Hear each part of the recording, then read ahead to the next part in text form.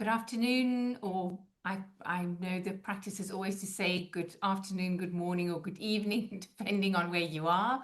My name is Carli Coetzee. I'm the host of the African Literature Association lecture series for this season.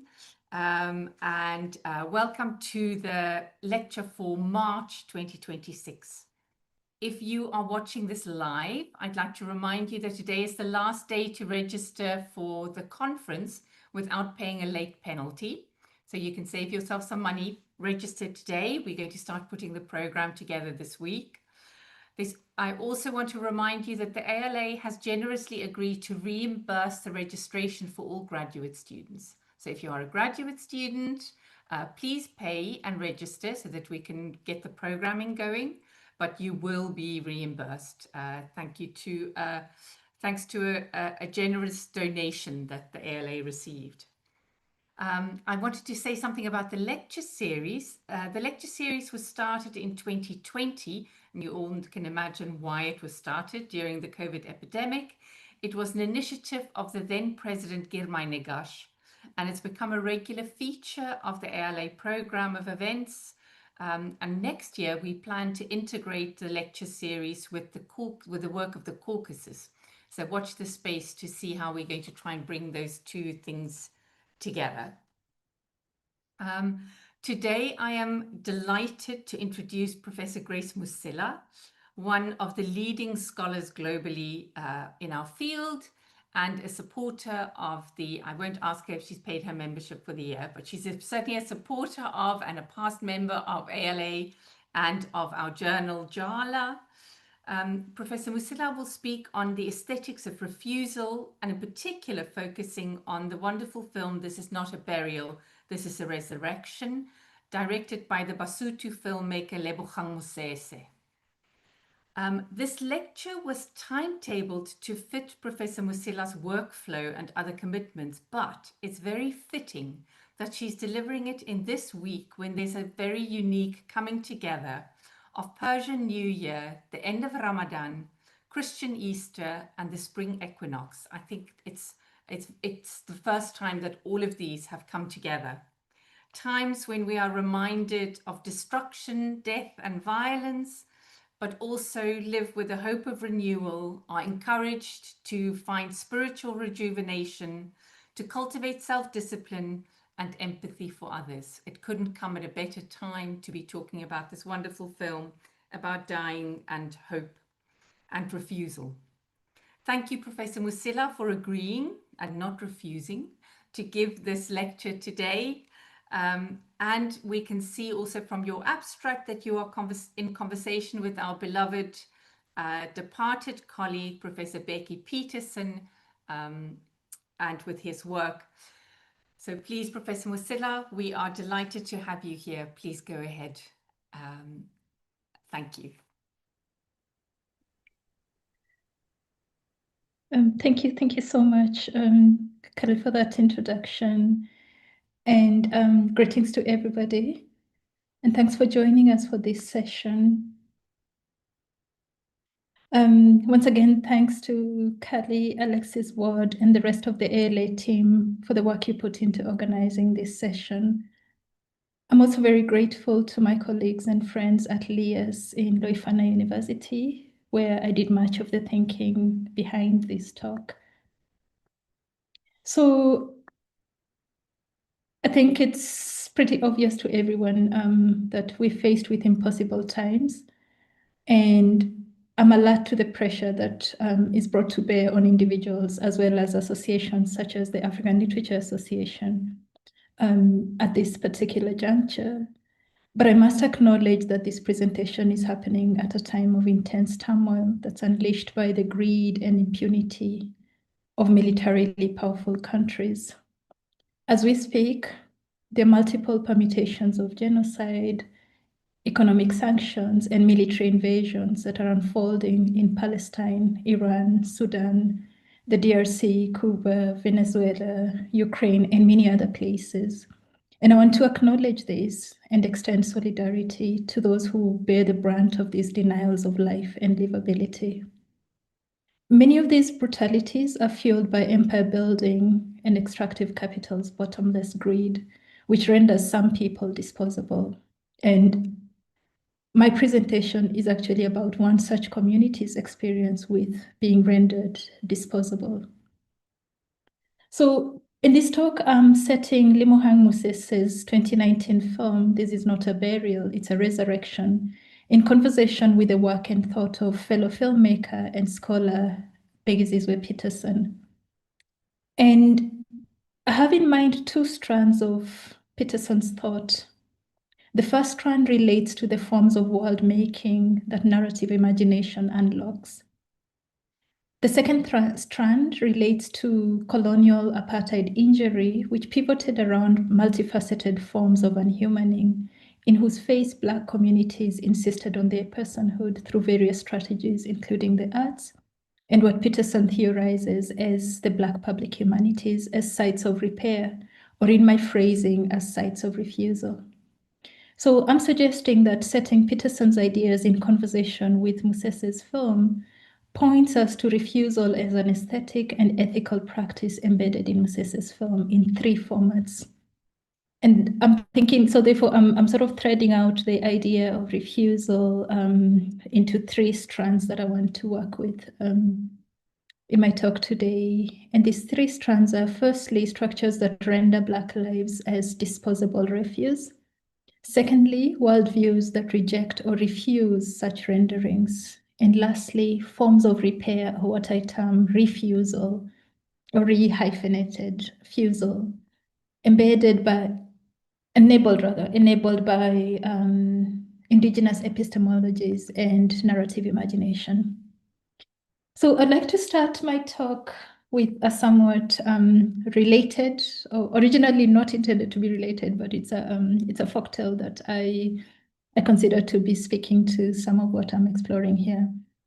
And this is a folktale drawn from Chinua Achebe's last novel, Antilles of the Savannah, which offers a folktale about leopard and the tortoise. So in this folktale, leopard had been looking for tortoise for a long time. And when he finally caught up with him, leopard granted the tortoise's request for a few minutes to prepare his mind before he died.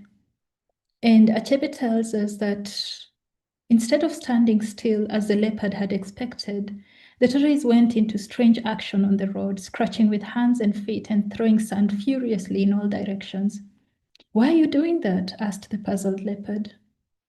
The tortoise replied, "Because even after I'm dead, I would want anyone passing by this spot to say, yes, a fellow and his match struggled here." So some of my colleagues are tired of hearing me go on about this tortoise because I go back to it a lot.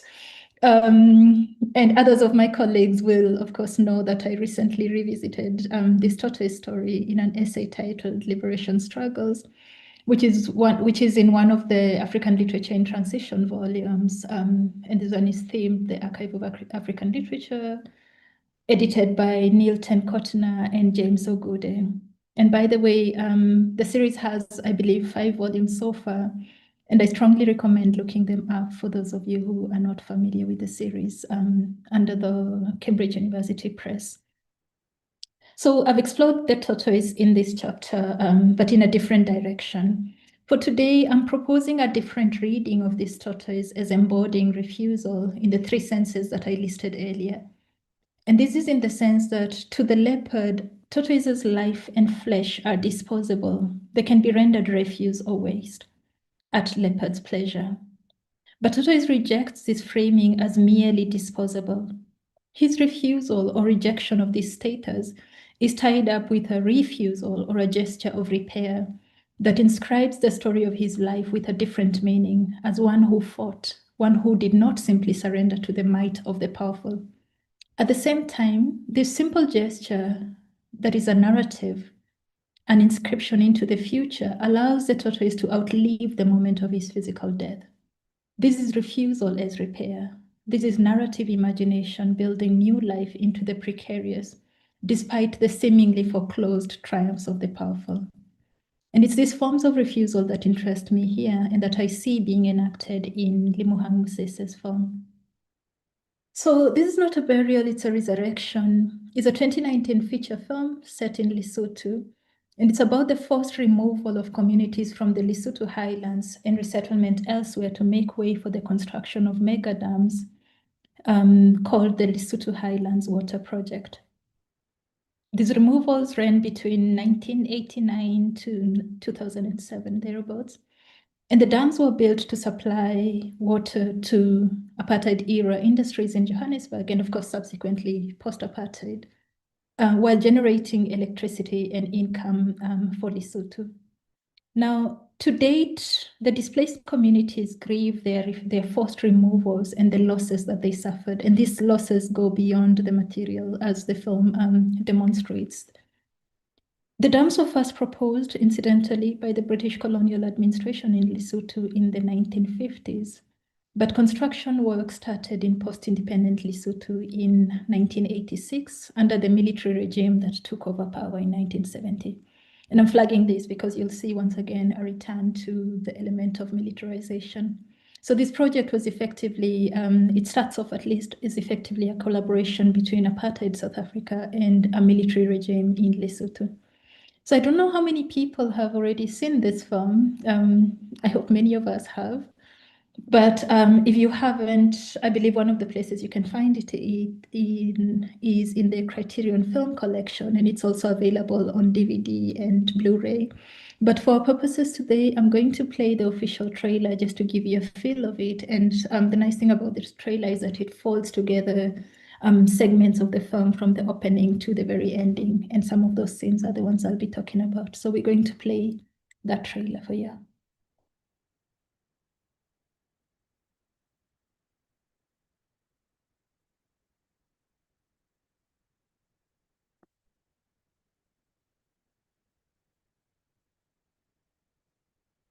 Ha o ka thea tsebe mobung wa Nazareta, o tla ikutlwela dillo le ditshebo tsa bafu ba nyametse ke dihola. Meya ya bona e hua botebong.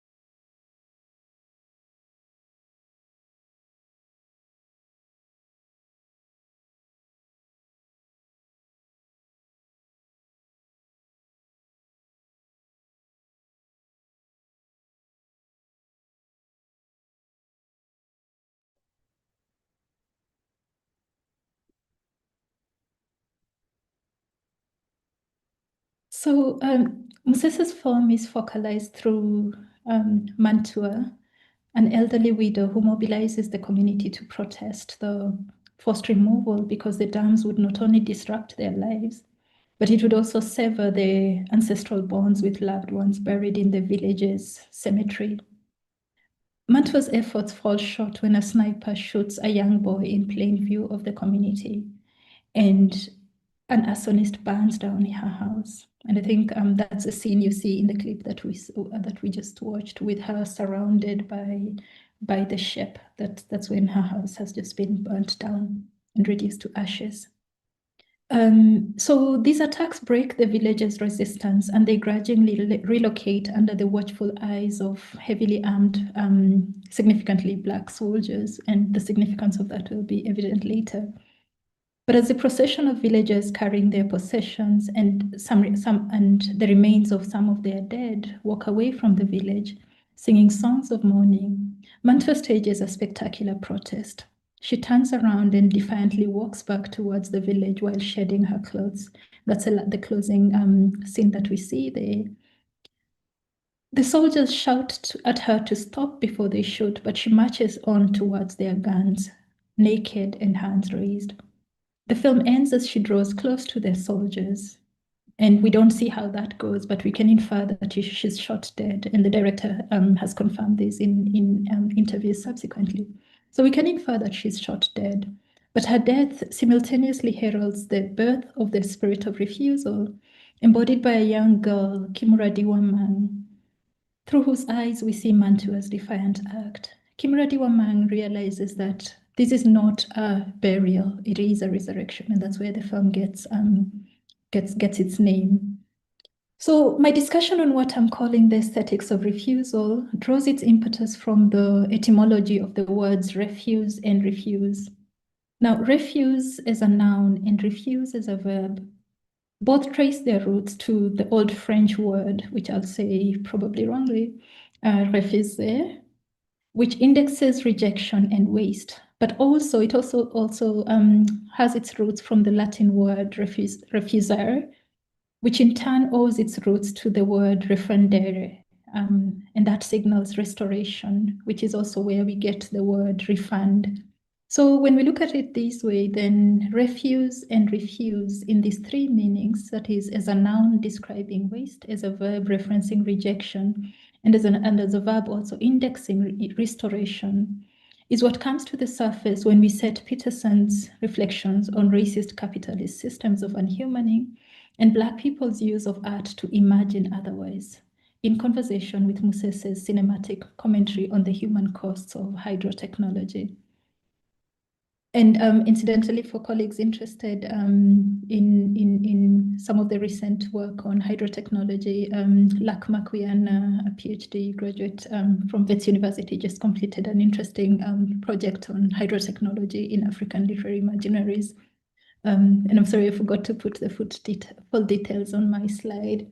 So what I'm suggesting is that what emerges from this dialogue is what can be called the aesthetics of refusal. And here I'm building on Tina Kamp's emphasis that refusal constitutes both negation and creation. And she says it's a rejection of the status quo as livable and the creation of possibility in the face of negation, by using negation as a generative and creative source of disorderly power to embrace the possibility of living otherwise. So what I'm suggesting is that Peterson's ideas help us to tease out the ways in which Musese's film embodies refusal in all these three senses of the word that I've outlined, that is, indexing disposability, resistance, and repair. And so I want to start then with the question of refusal as indexing disposability, that is the term refuse, which I'm also playing with the synonym of disposable. And one of the dictionaries tells me that is a noun that stands for an outcast, a rejected thing. That's an error there, waste material or trash. So Peterson writes that since 1910, the South African state has subjected the Black populace to a wide range of exploitative and racially structured experiences and narratives. This is part of what we might call a temporality of disposability that reaches back to at least the 16th century. It is this temporality of Black life rendered as refuse. While Peterson made this observation in apartheid South Africa, this disposability would continue to mark Black life even after the so-called dawn of democracy. As he subsequently notes in another article, contemporary South Africa has changed from being a repressive, racist, capitalist state to being a democratic, constitutional state whose capitalism continues to be structured in racial dominance. So this persistence of Black disposability and the rendering of Black life as refuse despite ostensible changes in legislation, is what Rinaldo Walcott has termed the long emancipation in his book of the same title. And in this case, Walcott is referencing the emancipation of enslaved Africans in the 19th century as a legislative process that did not translate to Black freedom, but produced what he calls the continuation of the juridical and legislative status of Black non-being, while other modes of the legislative and the juridical came into play. So in Walcott's framing then, freedom is continually interdicted and prohibited for Black subjects globally, despite repeated cycles of emancipation or ostensible shifts in legislative and juridical codes. Closer home in the South African context, Hugo Kakanam's recent book, Writer's Deathscapes, maps similar repeated cycles of Black fungibility despite legislative shifts across time. In effect, then, globally and across wide timescapes, Blackness continues to be coded as liquid, that's in the sense of profit, and liquidated, that is in the sense of disposable, as Walcott has noted elsewhere. And so the forms of disposability that Musese's characters find themselves confronting in our film are not, they're experienced locally, but they actually flow through the circuits of transnational capital that reach back to Euro-America, as I want to demonstrate shortly. So following Chabani Manganyi, Peterson describes narrative and the arts as foundational in mediating the Black collective psyche by articulating commonplace encounters of anger, pain, and trauma, which he says form the bedrock of the sense of alienation that is constituent of Black senses of being, especially in relation to the land, the means of life, kin, space, and social formation. Similarly, in a recent exploration of what she terms hopeful creativity, Jill Bradbury extends Peterson's thought on narrative imagination to underscore how, as she writes, narrative works to animate all knowledge making, not only in the formal spheres of education and more specifically higher education and artistic practice, but in the everyday meaning making practices and subject formation of ordinary people. And it's this role of narrative as a vehicle of knowledge making for ordinary people that I consider to be very central to the ways in which the characters in the community in Lemohang Musese's film articulate their senses of being. So the opening scene of the film is set in a dimly lit tavern in an urban space, and that's part of the clip that we saw. And this is many years after the displacement of the village of Nazareta and the construction of the dams. So this tavern is actually located within sight of the dam. We hear the Lisiba music before the camera zooms in on the unnamed player, an older Black man who serves as the omniscient narrator and repository of the collective narrative we are about to hear. A repetitive cycle of Black disposability forms the backstory of the opening scene of the film. As we will learn, the dam represents the third cycle of death making by colonial modernity for this community, and I want to map the three cycles. So, according to legend, the narrator tells us, this place used to be called the place of weeping, but when the missionaries came, they renamed it Nazareta. Here, legend and hearsay are immediately established as legitimate oral archives that hold the ephemeral memories of Black geographies, which exceed official archives of the state as well as the church. And here, my use of Black geographies is in the sense in which Catherine McKittrick and Clyde Woods theorize it as understandings of space and place that are attentive to histories of racial subjugation while conceptualizing alternative life worlds. Later in the film, Mantua explains the history behind the name, the place of weeping, to her grandchild. She says it came from the devastating numbers of deaths in the plains during the bubonic plague. That's before this area had been settled. So you had communities traveling from elsewhere and passing through these plains, taking their sick to the hospitals in the city. But often the sick died in these plains before they got to the distant hospitals. So some of these people chose to settle here after burying their loved ones, and this is how the village earns its name. In other words, this is the ancestry of this community of Nazareta, before it becomes renamed Nazareta. So these people who settle here name the village, the the place of weeping. And this naming of the village pays tribute to the catastrophe of the bubonic plague. And it's therefore a living memorial to those who were lost to the plague before the missionaries attempt to erase this memory by renaming the village Nazareta. And of course, that's a biblical Nazareth. So the story of the bubonic plague in Southern Africa is entangled with military industrial violence and imperial greed. The film does not go down this path. It just mentions, it indexes this history simply by telling us that there were these many deaths from the plague and this is how the place gets its name. But when we dig into epidemiological scholarship, we find that this scholarship traces the first recorded case of the plague in Southern Africa to a small outbreak in Delagoa Bay in 1899, and the disease apparently having been introduced from India, according to F.K. Mitchell.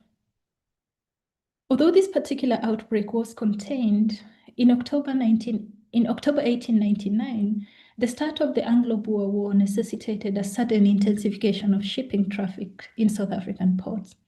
And there are two specific vectors that are of interest here. On the 5th of March 1900, the SS Kilburn arrived in Table Bay from South America, carrying people with plague on board, and was sent to quarantine in Saldanha Bay, according to Mitchell. While this outbreak was, or seemed at least to have been contained, a new outbreak in King Williamstown was traced back to rats that had been concealed in forage being transported from Cape Town, with horses that had been imported from South America for the British cavalry.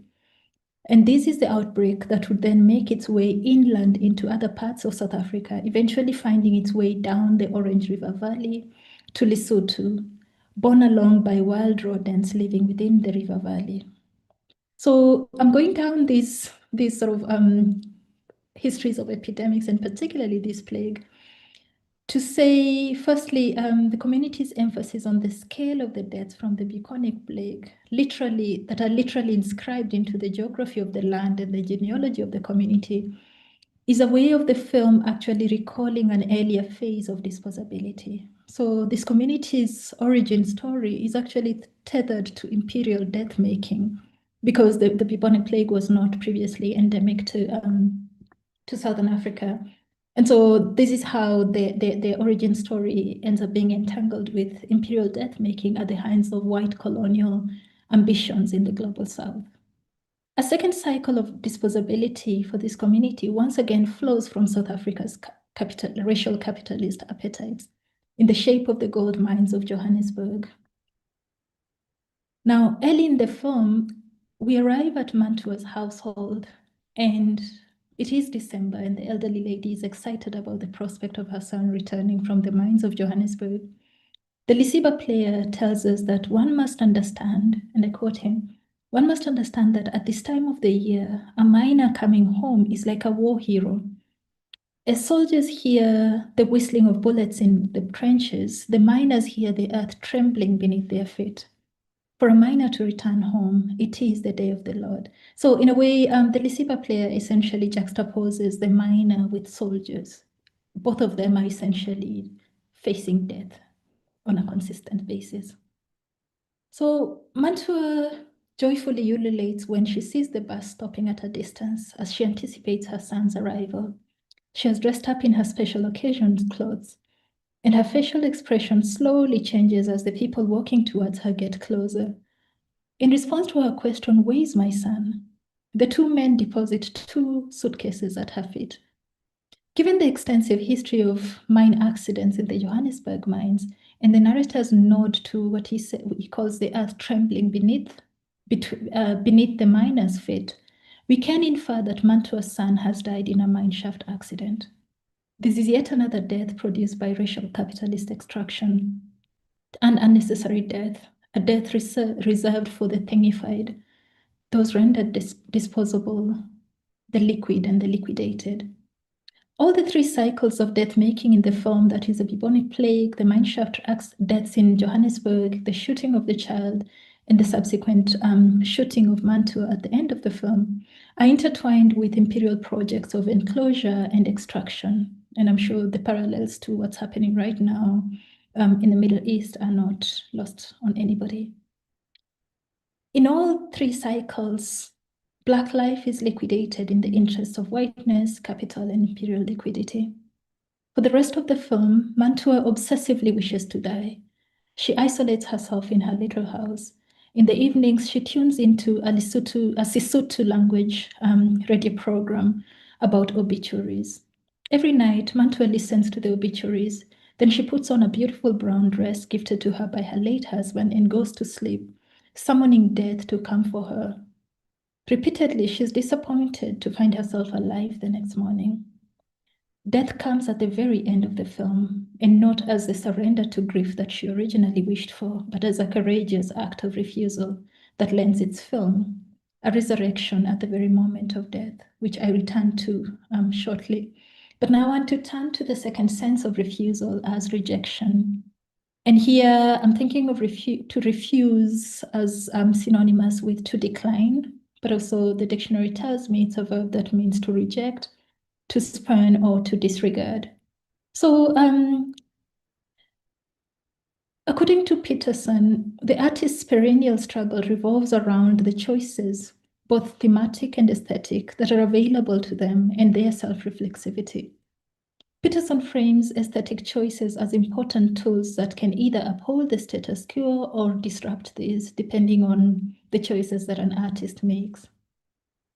This alertness to the implications of aesthetic choices is illustrative of what Piskigua describes as Peterson's vocabulary of witnessing that insists that we can do more to interpret our lives and our times. In Musese's film, the mysteries of life and death are legible to Mantua through dreams and medicinal plants. Her dreams navigate her to medicinal plants in the bush whenever she needs a particular remedy for herself and for others, because she is also a healer. Her dreams also give her premonitions about deaths, and this is how she learned about her husband's poor health and subsequent death from a natural cause in the mountains, where he'd gone to deliver supplies to the shepherds. But she ponders why her dreams never hinted at her son's impending death. Now, I want to suggest, although she doesn't say this, I want to suggest that this is because her son's death in the mines is too monstrous to be translated to her dreams. Not because Johannesburg is physically distant, but because this is an unnatural death. It's an illegible death. It's a man-made death caused by capitalist desecration of the earth through deep shaft mines that trigger collapses deep in the bowels of the earth. And of course, we know from geological scholarship that the Johannesburg mines are particularly prone to fatal accidents due to the great depth of the gold-bearing rocks, which makes their extraction a high-risk venture, but also due to the poor safety protocols in these mines. So at first glance, our film's invocation of metaphors of death and resurrection and its extended meditation on the flooding of Nazareth may seem to tell a story of defeat. But the title demands that we make a double take. In other words, it refuses a simplistic reading. And this double take points us to the film's other narrative investments, other vocabularies of witnessing, to quote Chigua's phrasing. This is a narrative of refusal in the sense of rejection of the status quo that renders vulnerable Black people as refuse, as disposable. In fact, I consider the entire film to be a narrative memorial to the life worlds, cosmologies, and collective memories of this community whose archives remain alive, not only in the Lisiba players' memory, but in the very depths of the dam and on the tongues of the current generation and its social truths. Narrative imagination mediates refusal of erasure. Musese's narrative turns the church itself into an unwitting witness to the community's unwritten memories encoded in the church bell. Remember, it's courtesy of partly the church and the missionary project that we actually participate in the erasure of that prior history of death through renaming it as Nazareth. But our narrator tells us that they say if you go to the edges of the dam, you can still hear the church bell tolling beneath and under the waters. In the deep, the bells speak when people cannot. They say if you put your ear to the ground in Nazareth, you can still hear the cries and whispers of those who perished under the flood. So you can hear the cries and whispers of those who perished, but also the bell itself is also speaking from under the waters. Now, this is significant because later in the film, we discover, particularly from the church's historical papers, that the church bell was actually forged by melting down the villagers' spears and other weapons, which the missionaries persuaded the community to give up as they embraced the new God. So in other words, the church, obviously, and by extension the bell, previously symbolized forgetting of their ways and their gods. But now it encodes remembering. It's tolling alongside the cries and whispers of those who were drowned out as a living monument to the lives and the worlds of the community before the dam and now beneath the dam. So here, Black geographies archive multiple histories of disposability or of being rendered refuse at the hands of imperial extractivism. Through the mine, the bubonic plague, military force, and state security violence.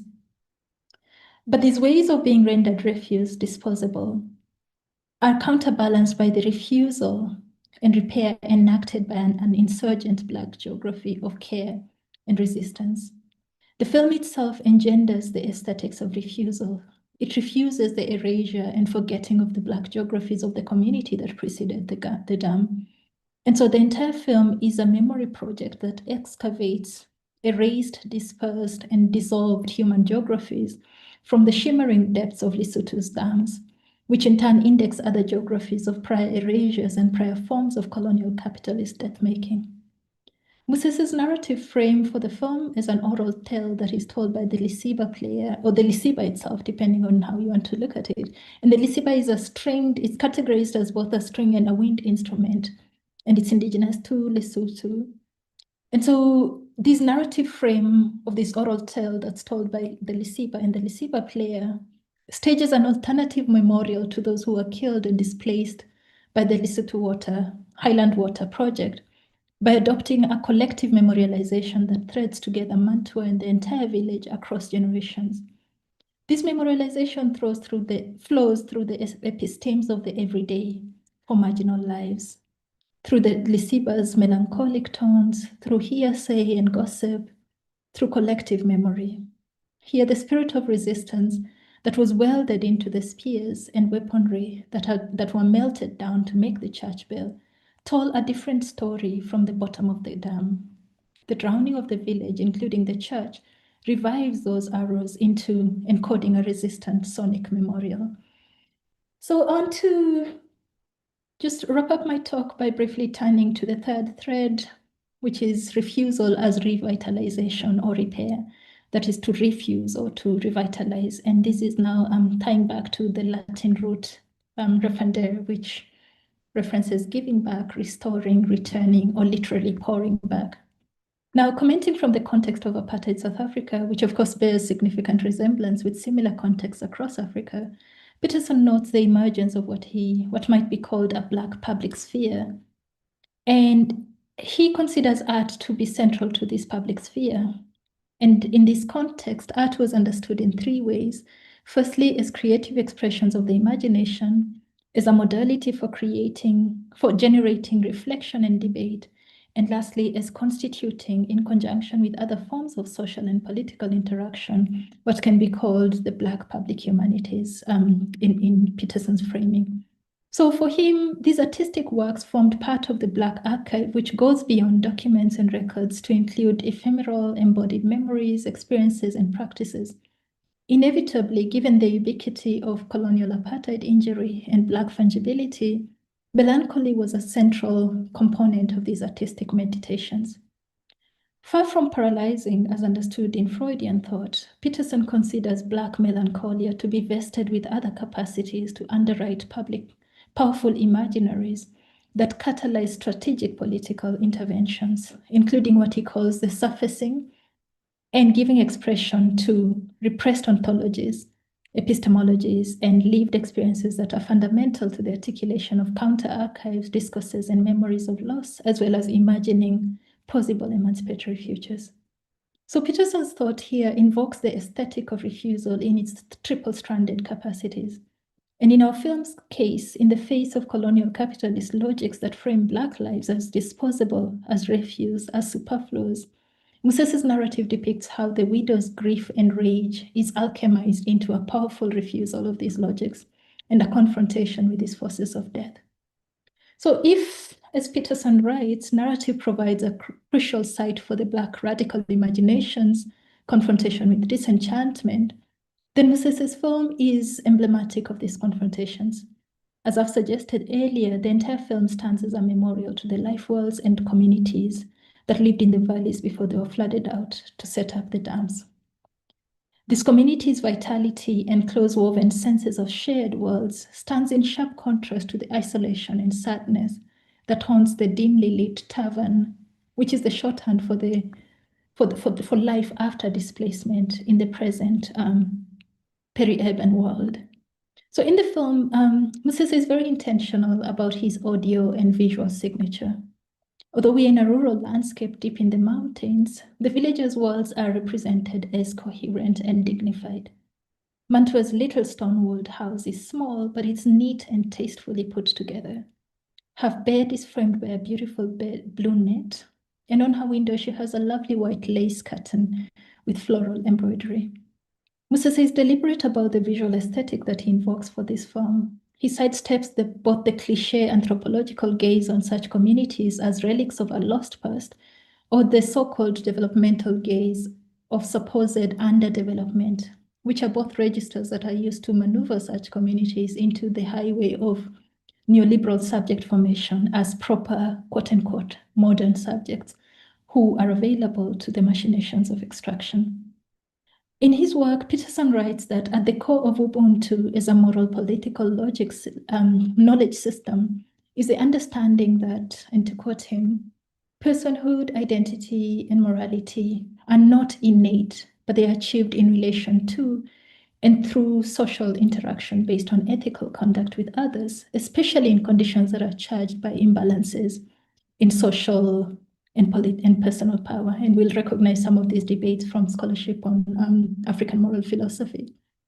So we see parallels of this sentiment in the film when Mantua shuts herself away deep in grief after her son's death. The church women visit her on Sundays after church, and they tend to her flower garden, speaking to her through the closed door with no response. They update her on village gossip, and that's how she learns that Radichaba, the grave digger, fell off his horse and hurt himself. And that's also how she learns that there's talk about the village being relocated. This arrives as part of the sort of hearsay and gossip via from the ladies that are visiting her. In fact, it is this update about the impending relocation of the village that snaps Mantua into action and out of this paralyzing grief.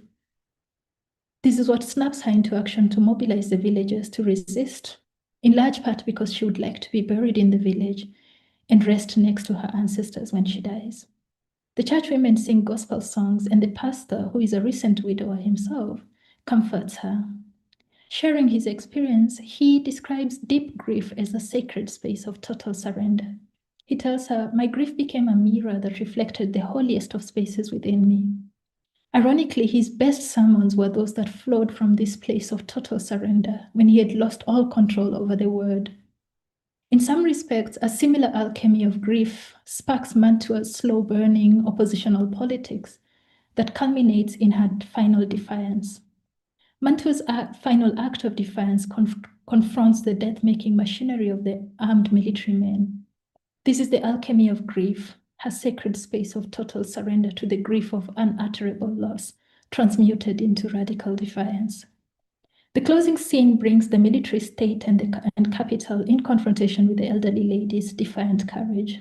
In the end, although Mantua dies, her spirit of defiance is passed on to the young girl watching the scene, Kimura Diwaman, who correctly recognizes that this is not defeat, it's a life-affirming act of insurrection.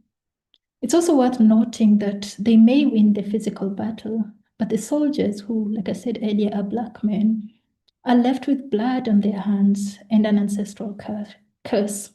If we recall the sacred power of angry disrobing by elderly women, as Naminata Jebate has theorized in her book, Naked Agency, Genital Cursing, and Biopolitics in Africa. Mantu's act of defiance turns the latest iteration of death-making into a transgressive death of her choice, unlike the previous cycles of death, which were wasteful and meaningless. She gets her wish, which is to die in the land of her ancestors. It is this act of defiance that inscribes her story into the collective memory of future generations, including the Lisiba player, who tells us about Mantua and about the village called the Place of Weeping on Nazareta that once stood where the dam now shimmers. Like Achebe's tortoise, Mantua's death is life-affirming. It inscribes futurity into the very moment of surrender. It is a refusal in all the three senses of the term. She's rendered refuse, disposable, but she rejects this rendering and refuses her death with new life that is cast into the future and entrusted to the generation represented by the young girl, Kimura Diwaman. Thank you for listening.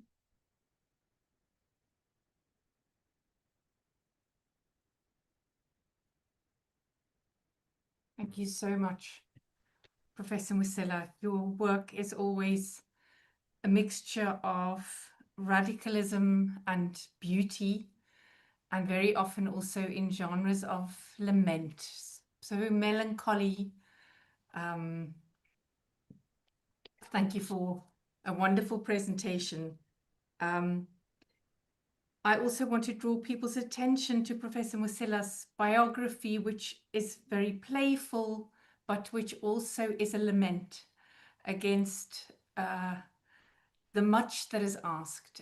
So we thank you for nevertheless continuing publishing, speaking, addressing us. I'm now going to open to questions of the audience. I actually do, and may I also use this as an opportunity to thank Lexi for the excellent management of all the many platforms. And let me see if there's a question in the, so far only praise and love in the questions from our audience. But if someone has a question, it would be we'd love to hear them. And Lexi, if you can also help look out in case there's a question. I think everyone is a little bit, we're just quiet, I think, which is kind of the appropriate response. Thank you, Grace. So yes, people are just thanking. Okay, so we'll begin the Q&A portion. If you have questions, please post them here in the chat. I can maybe, while people wait, I can just tell an anecdote. In preparation for the podcast today, or for the lecture today, I went to watch a video interview of Lemogang Mosese, and noticed that behind him he had a painting on the wall in a very blank studio. There was one painting on the wall, and it was a painting of Christ being taken off the cross and the lament of the women, the lament of his mother. And it was such a powerful image, you know, and he's an artist, of course, so artists think about how to put space together, but there was a very clear reference to the lamentation, also very suitable for those of us who are Christian at this time, at Easter time. So our current, sorry, did you want to say something, Professor Musila? No, I'm just soaking in your comment and just agreeing. Yeah. So we have a question from our current president, Simon Lewis, who says it's maybe a bit tangential, but thinking about sort of global capitalism and flows of capital and resources, he was intrigued by the list of funders for the movie. So of course, artists have to get their funds from somewhere, but that's a really interesting observation. I don't know if you had something to say about that. Thank you so much, Prof. Louise, for that question. And I'm actually hoping to attend an event in May where Musesa's latest film, latest in the sense that it came out late last year, it's called Ancestral Visions for the Future, which is a very it's a beautiful documentary film essay on that brings together his story as well as a more collective story about Lesotho. So I'm actually going to borrow that question and ask him what he thinks about this. But I say that because in that film, which because it is it's a documentary, he's clearly very alert to the contradictions of what it means to be an artist who's deeply invested in the questions and the forms of just hurt that mark your life and the life of your immediate community, but having to operate from elsewhere. I think he spends the bulk of his time in Berlin. So you can see those contradictions, and it's one we can relate to as well when it comes to African writers. That are a good chunk of the really prolific, not to say that there are no writers based on the continent, but a good chunk of the really hyper visible African writers are based elsewhere. And they're supported by a different machinery, a funding machinery that is, again, located elsewhere. And some of this machinery is compromised, including the machinery that funds even our scholarship. So I think it's an important question, and those contradictions are something that I think it's crucial to keep returning to. And I'm glad for the scholarship of people like Monica Popescu, the late back to Singapore, Carli and others on Cold War, the Cold War in African literature, because that also helped us to begin to tease out those contradictions. Thank you very much. Yes, as I remind my vegetarian child, don't think the carrots are innocent. You know, everything is implicated. There's a question here from someone who goes by Zegzebian. I don't know the name of this person. Zegzebian says, I'm curious about if or how the right to opacity figures in your working with refusal. I know you've written about opacity before and have thought about it. I can give more than one question at a time if you prefer, or I could take that. Sorry, I didn't write, so let me speak to that, and then we can take them in a bunch, okay. if that's possible. Of course. And incidentally, speaking of complicities, the water. I work at Wits University and I live in Johannesburg, and the water that we drink in Johannesburg is, of course, flowing from this same Lesotho Highland water projects. So those are some of the contradictions of what it even means to do this work. And Wits itself as a university whose roots are very much deeply tied to the mining industry in Johannesburg. But to the question, yes, absolutely. I'm very interested in questions of opacity and in the refusal of legibility. So this is part of what I'm still putting together as a hopefully a book project that speaks to refusal. That's framed around refusal, but there's a section that is speaking to opacity, and of course, in conversation with Edward Glissant and such thinkers, but in relation to writers who preserve their characters' right to opacity and still find a way to spotlight the kinds of issues that they're dealing with. So yes, absolutely, I'm very interested in the right to opacity.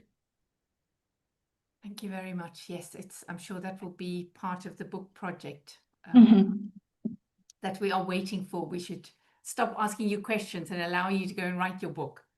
I have a question from Anne Gulick. Thank you for the brilliant talk and the mile-long reading list I compiled. I'd love to hear your thoughts on how you see film, so the medium of film specifically, intervening into an aesthetics of refusal. So her question is, that you work across multiple forms and genre. So her interest in whether the form and specificity of film is particular. So that's the one question. I don't know if you want to take that one. There are two others sitting there.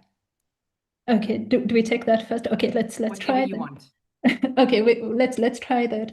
So I'm not a film scholar. I think everybody knows this. I'm just a fan. And so I'm still trying to school myself on how film works. But part of what drew me to Mosese's work is precisely that he seems to be doing something different with the form, because film is an audiovisual mode with a very particular history of violence in Africa. We know the place of photography and by extension film in Africa and in the world in just mediating harm.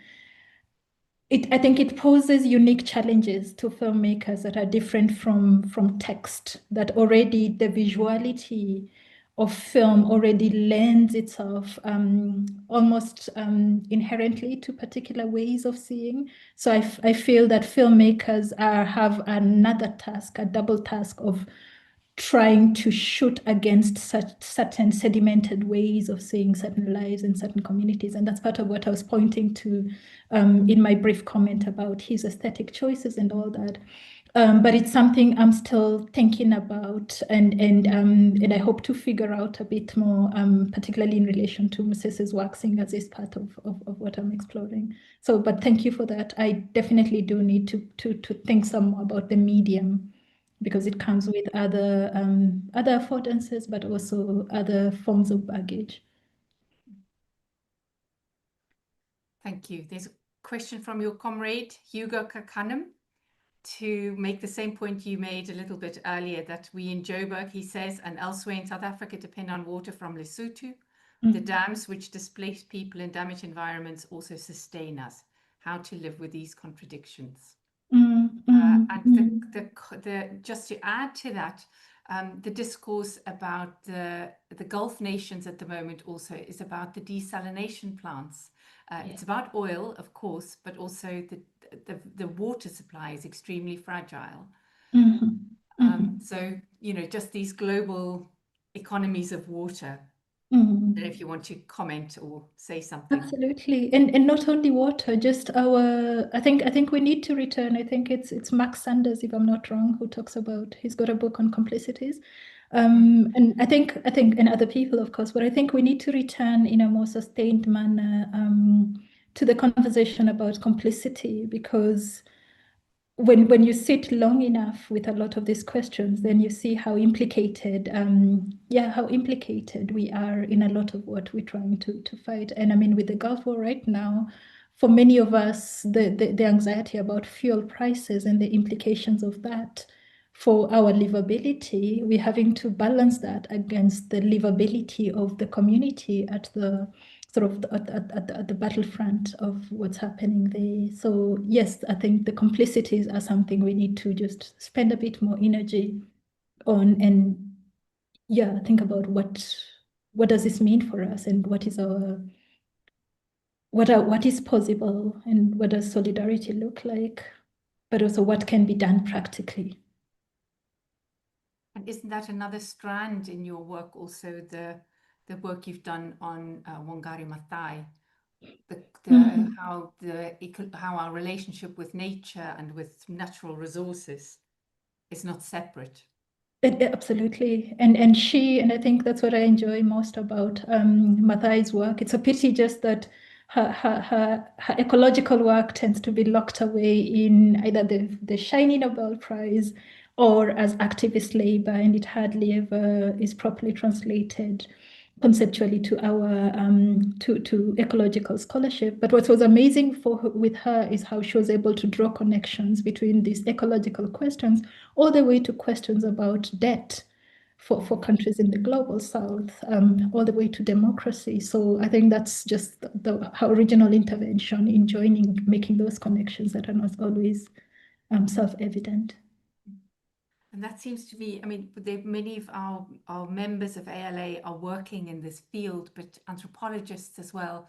I've just read a wonderful book about diabetes and its links to enslavement and sugar trade, you know, taking sugar or sweetness in the blood, linking these things.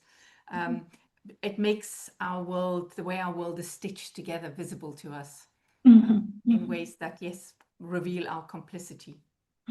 I have a question from Professor Moradiwun Adejunmobi, and she asks, is grief, I guess responding to my comment about your work being a lament, is grief always the prelude or the prerequisite to radical refusal in the way you see an aesthetics of refusal?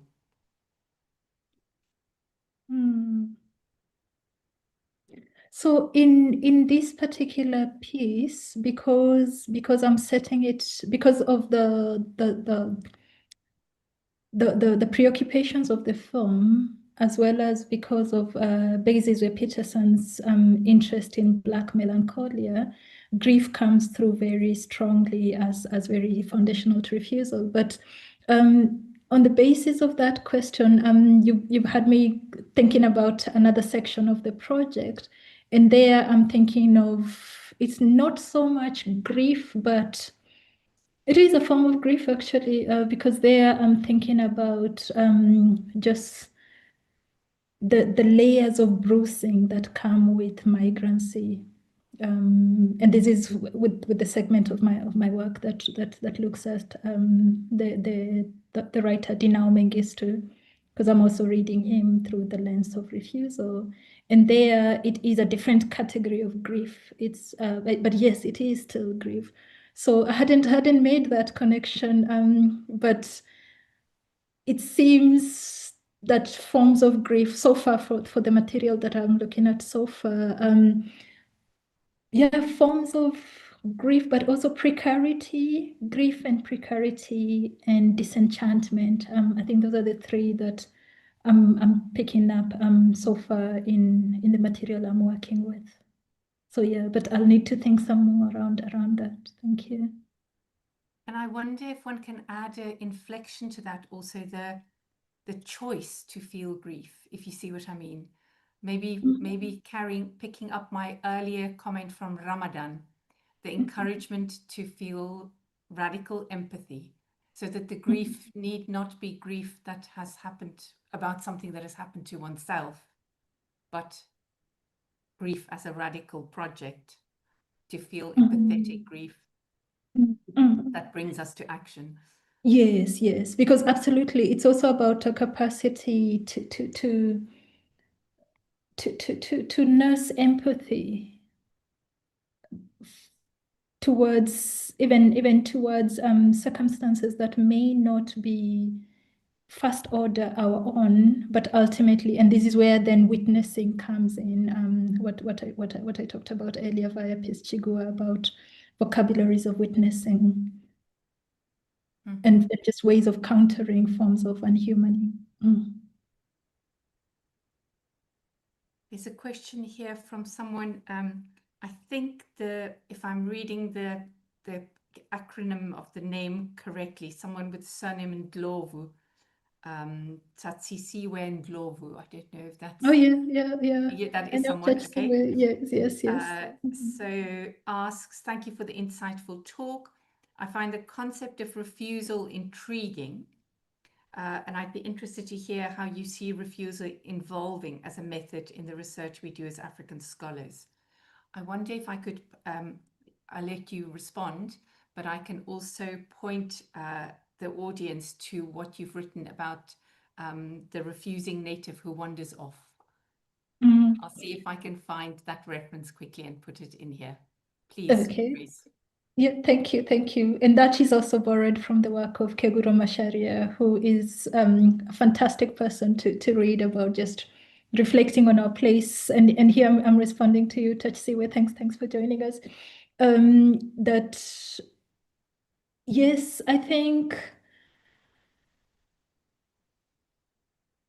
it's increasingly it's an ethic that I find myself confronted with, but it's one that comes with all sorts of implications, and that's why because it's never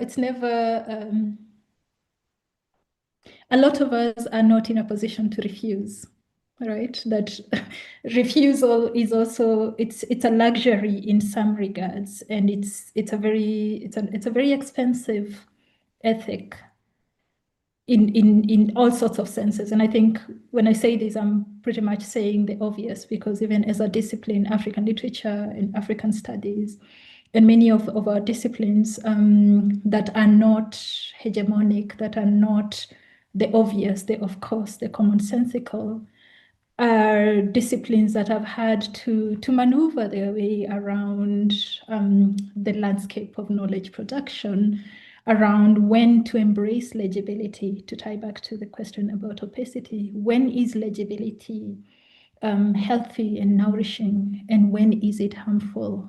When does it actually end up with you being swallowed or co-opted?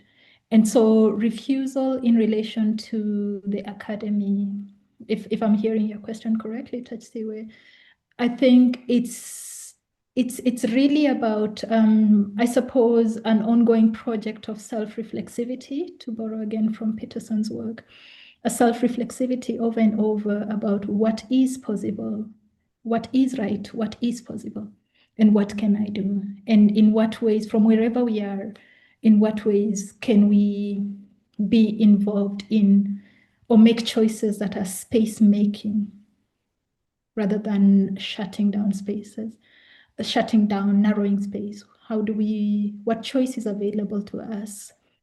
And how do we operate with intentionality in relation to every little scope we have? Not just because sometimes also, and I'm being, it's really a difficult question, even though it looks very simple, because at the same time we need to guard against the seduction of spectacle, because it's very tempting to just sort of be absorbed with making a statement, being spectacular, but that does not take. So refusal as a spectacular act, as an end in itself, that's actually more contaminating than doing nothing. So that's why I mean, when I say, I think self-reflexivity, like why, what does this enable, and what is possible, is an important question to constantly return to. And what is possible obviously shifts as we go along, depending on where we find ourselves, but there's always something possible. And as Peterson said earlier, there's always more we can do. And the question is, are we aware? Yeah, that's so I'm not sure I'm answering the question, but yeah, that's what I would say. Thank you very much. And a topic that comes up both in our scholarship and in our communities and associations is, what can I do that will not harm those who have less power than me? What can I do that doesn't place others in risk? I'm not expressing myself well. No, absolutely. And there's a greater responsibility on those of us who have more scope to act, to maneuver, to make choices. There's an obligation of sorts, even though nobody will hold you to it.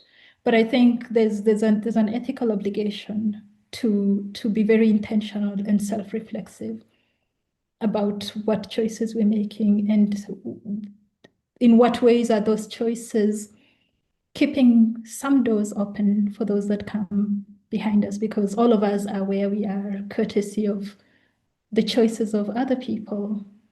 So that gesture of hope, again, to go back to Wangari Maathai, who we invoked earlier, Carli, when she talks about planting a tree is an act of hope, because half the time you might not be around to sit under its shade, but you plant a tree as an act of hope and as a gift to the future. And so it's that sensibility that I like thinking about in relation to what you're saying. Thank you very much. So there's a question from our Mashariki colleague, Ruth Venske.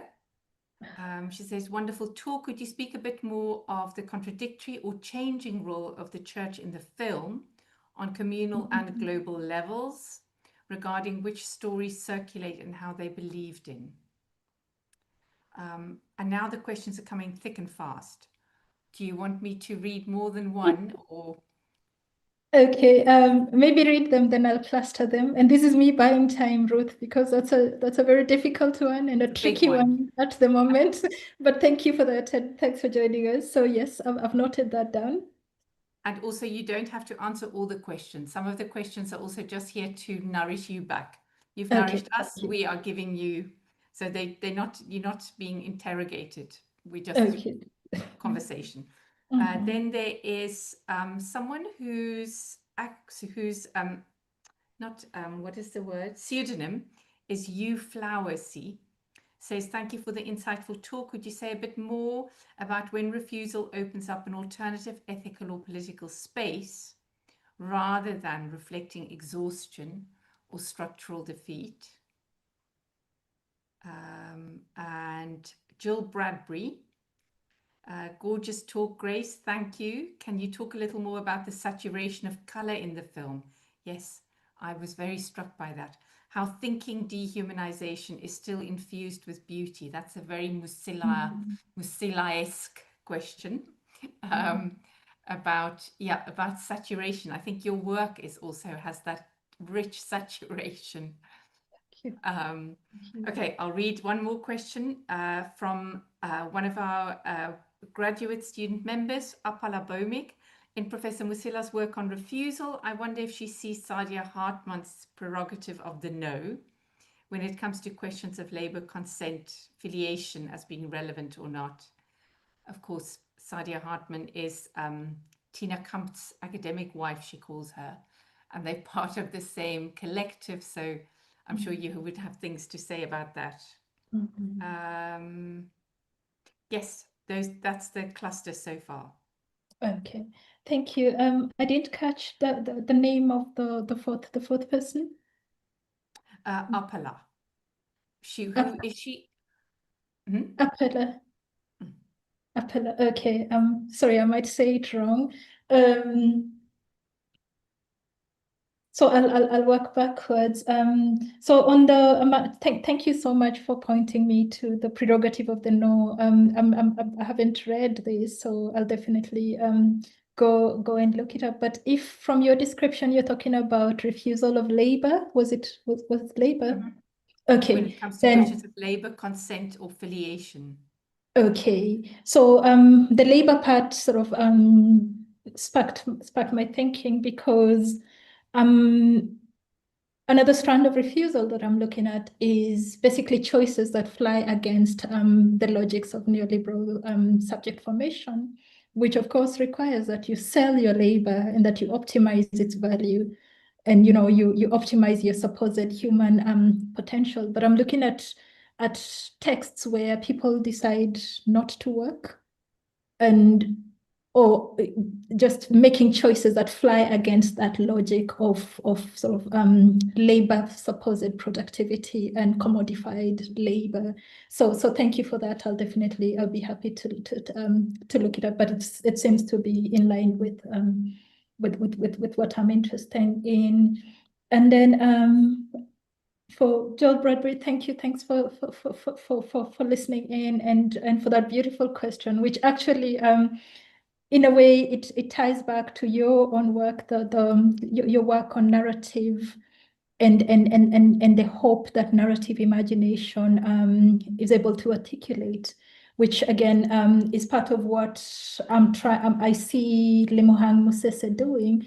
And I suppose it ties into the earlier question about film, that even the choices, and like I said, I'm not a film scholar, but as a lay viewer of film, I think there's something to be said about the choices that filmmakers make at the level of color palette.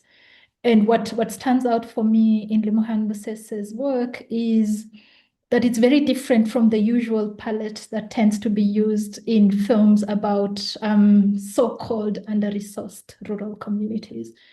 That he goes for very bold, very rich, sort of royal blue, brilliant red, just gorgeous, gorgeous colors, but without seeming to be over stylize them, right? So I really, and I think that's part of an implicit gesture of refusal as well on the part of the filmmaker to say there are other ways for me to speak to the problems of this community without inflicting a secondary hurt, without re-unhumaning them.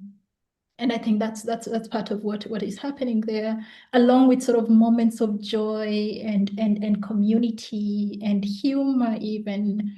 That this is a heavy film, but you've got those pockets of joy and laughter and just hilarity that really really just fleshes out the fullness of the world that's about to be drowned out for the supposed project of the dams. So, but yeah, absolutely. And I think part of my task with this will be again to find to school myself on how to talk about this yeah, to develop my film critical literacy, if we can call it that. And then Euphlowsy, I think I'm probably saying it wrong. But yes, refusal is as opening up an alternative political space rather than fatigue. Absolutely. So in a way, and I'm guessing the fatigue is coming partly from my bio note. I am fatigued. It happens. So yes, and the times are exhausting. They really are exhausting. And sometimes even that recognition of our exhaustion, to tie it back to the earlier question about labor, can be an act of refusal if it is once again intentional and deliberate and directed towards space making, towards choices that nourish our humanity.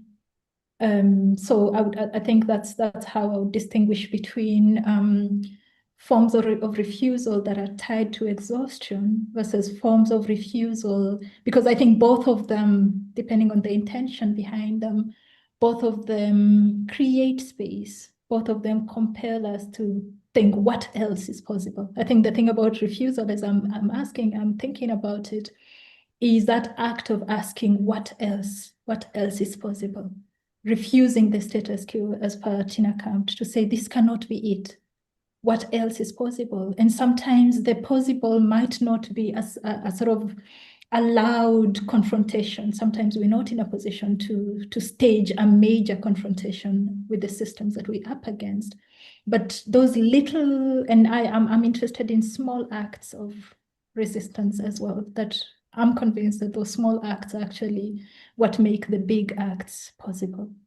So I would say, although I might not be quite answering your question, Ruth, yes, the church in the Christianity in the film has a very contradictory and just fascinating. So for folks working on the church in Africa, I think this is another interesting film to look at what's happening with the church, what's happening with the pastor, what's happening with, and it's a very clever articulation of the ambivalence of the church on the continent, and the ambivalence of the community in their relationship to the church, and what Musese then does in tracking this history and this genealogy of the church. And I thought it's a masterstroke on his part to have these bells at the end of the day, once everything has been drowned out, plus the church. And we know, of course, the role of the church and the missionaries, their complicity in laying the ground for colonial capital right across the continent, but also especially in Lesotho.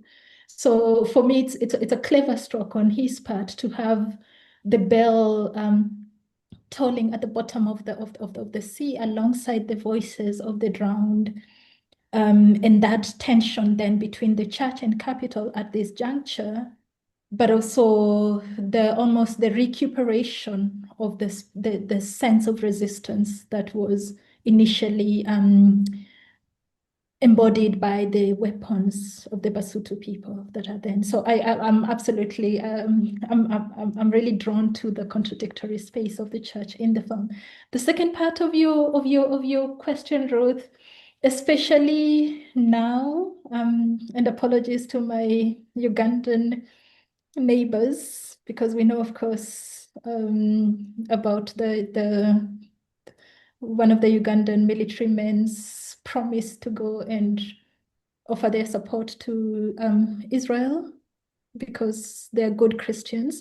And there's a lot of that talk happening right now in relation to the Israeli-American attack on Iran, where you've got so-called Christians having very problematic takes on what's happening and why it's happening. And on days like these, again, it's hard. It's hard because a lot of the people that hold these very troubling views and very troubling understandings of the relationship between Christianity and the church and the Zionist project, a lot of them have not had the privilege of really